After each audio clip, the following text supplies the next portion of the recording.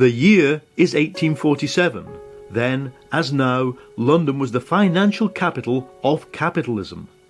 Here, Karl Marx set out to write a document that still has the power to inspire people and terrify the elite. The Communist Manifesto. But what exactly did Karl Marx mean by communism?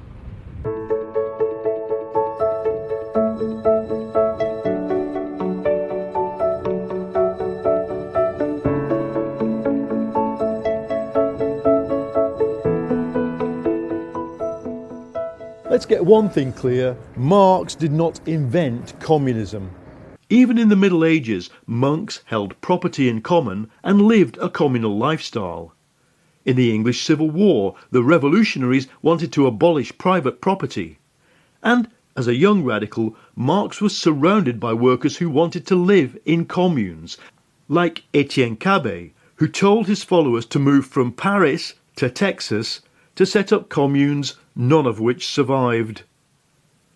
Marx said communism means abolishing private property, but to get there you need two things: technological progress so that machines do all the work, and social progress so that everybody can live a rich, rounded, cultural life.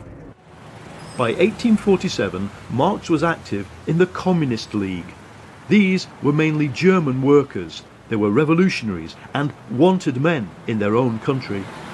It was in this pub in Soho, London, that Marx and the Communist League sat down in November 1847 to thrash out what does communism stand for. After days of arguing, the workers said to Marx, "You go away and write it all down in a manifesto explaining what communism really is. And be quick about it, because the revolution's coming."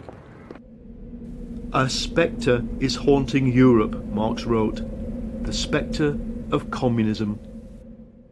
But it wasn't the spectre of some isolated communes where people shared out the work and the food and practiced free love, though these places existed. Communism, said Marx, can only happen through a working class revolution. All history is the history of class struggles, Marx wrote. In ancient Greece and Rome, it was slave against master.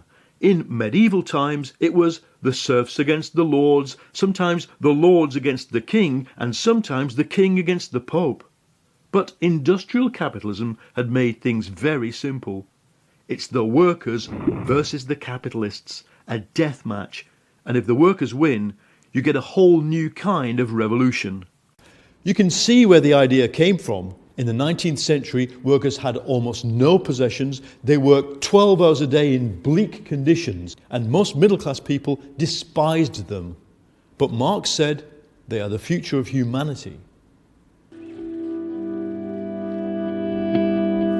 But it didn't happen. Here, in the very same street Marx lived, in poverty, there are now plenty of workers and they own plenty of property, and they have no obvious intention of overthrowing capitalism. There is a tension inside Marxist thinking about the working class. Sometimes he says they are destined to overthrow capitalism, whatever the ideas they hold in their heads. But at other times he says the workers are going to overthrow the system because they are conscious and educated and have strong ideals. After the revolutions of 1848, Marx spent his life here in London trying to educate socialist-minded workers and form an international party. But what those workers actually built were organisations to help them survive capitalism: socialist parties, cooperatives and trade unions. In the Communist Manifesto, Marx set out ideas that have remained influential. That the everyday struggles of working people actually lead somewhere, to a better society. And that they, the workers, the peasants and the poor, have far more in common with each other across borders than they have with the elite that rules their own country. As the final line of the manifesto says, workers of the world, unite.